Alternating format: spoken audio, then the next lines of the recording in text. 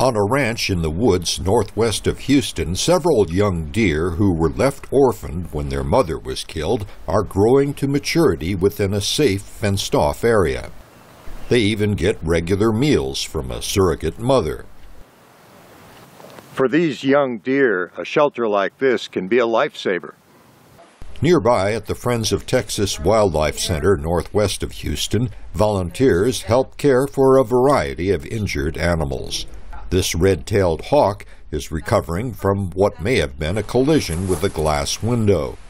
Center Director Lisa Wolling is helping him exercise his wings so that he can be returned to his natural world. He needs to be in this flight area to be able to flight condition and get his endurance back up.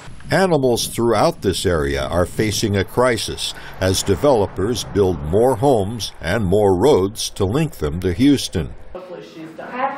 Friends of Texas Wildlife President Janette Winkelman says her privately funded organization can only help a small percentage of the displaced animals. Go get a bottle now. They have nowhere to go. They end up on the streets. They end up running around into people's yards.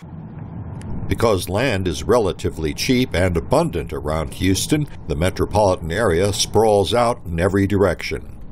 Ann Taylor is executive director at the Houston office of the Urban Land Institute, a nonprofit group devoted to urban planning and development.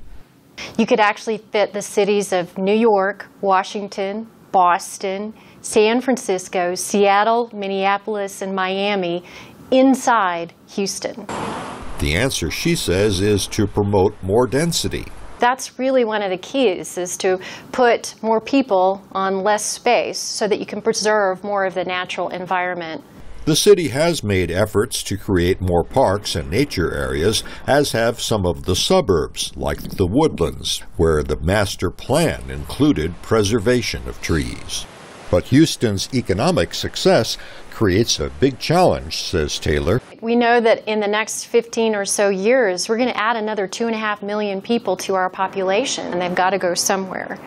The good news is that many young professionals and entrepreneurs prefer living in areas near downtown, where they can walk to many attractions. Developing more city dwellings and less outward sprawl could be the key to giving the area's wildlife room to survive. Greg Flakus, VOA News, Houston.